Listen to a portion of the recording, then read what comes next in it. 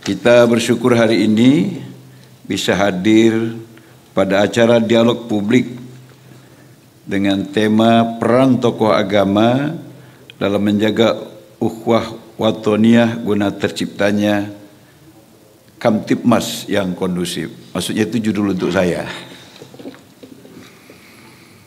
Bapak Ibu yang saya hormati, kita bersyukur ya dan bergembira.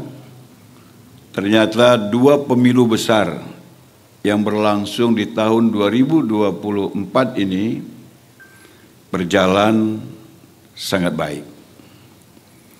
Dalam rapat paripurna kabinet beberapa hari yang lalu, sebelum masuk ke materi rapat, salah satu yang diapresiasi oleh Bapak Presiden kita karena berhasil mengawal berlangsungnya pemilu ini berlangsung dengan aman, lancar dan damai.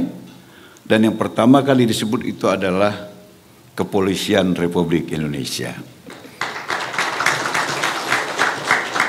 Baru selanjutnya dia sebut KPU, Bawaslu, dan seluruh stakeholder yang terlibat dalam pelaksanaan pemilu yang berlangsung 2 kali dan besar-besaran. Kemudian kita juga bersyukur karena calling system yang dilangsungkan oleh kepolisian menurut saya efektif ya di lapangan. Tapi ini tentu saja tidak bisa kita pisahkan dari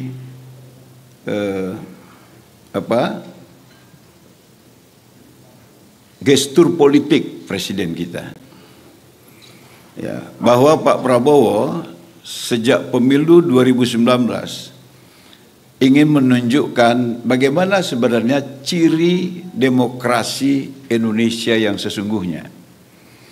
Dia misalnya mencontohkan, kita terbiasa kok waktu kecil gambar kepala bapak si A bikin gambar kepala bapak kita, kemudian siapa berani pijak, kita berkelahi.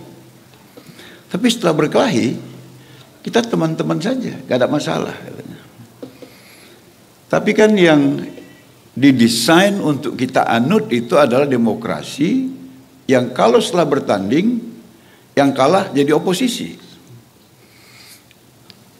Yang tugasnya cuma satu, mengkritisi aja. Yang baik dikritisi, kurang baik, yang nggak baik apalagi. Maka beliau bertekad meninggalkan ciri demokrasi yang seperti itu. Bayangkan tahun 2019 itu antara cebong dengan kampret itu sudah sampai ke kamar tidur Pak Cahyo. Ada suaminya cebong, bininya kampret. Atau sebaliknya. Lalu apa yang beliau lakukan? Itu yang saya bilang tadi, gestur politiknya itu menjadi poin yang sangat penting. Beliau kemudian menyodorkan dirinya menjadi pembantu kompetitor yang mengalahkannya. Jadi kompetitor jadi presiden, dia menawarkan diri menjadi pembantu presiden. Kayaknya suasana politik yang awalnya itu sungguh luar biasa dinamisnya, kemudian cooling down-nya sangat terasa. Kenapa? Karena pihak pendukung beliau kemudian merasakan harus bersama-sama dengan beliau mendukung pemerintahan yang sah karena menang dalam pemilu. Nah, ketika 2024 beliau menang sebagai presiden, dia tidak menunggu orang menyodorkan diri, tapi dia dengan aktif kemudian menghimpun semua dalam tanda petik lawan-lawan politiknya pada masa kompetisi berlangsung untuk bergabung bersama-sama membangun Indonesia. Tidak ada oposisi. Ketika datang kritik yang begitu besar dari pihak luar, beliau dengan santai mengatakan, kami memiliki ciri demokrasi sendiri. Inilah demokrasi Pancasila. Kami tidak mau ikut, mesti ada oposisi baru itu disebut demokrasi, karena kami sudah kehilangan keyakinan dengan sistem demokrasi kalian. Karena kalian sibuk cerita demokrasi, sibuk cerita hak asasi, tapi ketika Gaza dibombardir, kalian diam 1000 bahasa.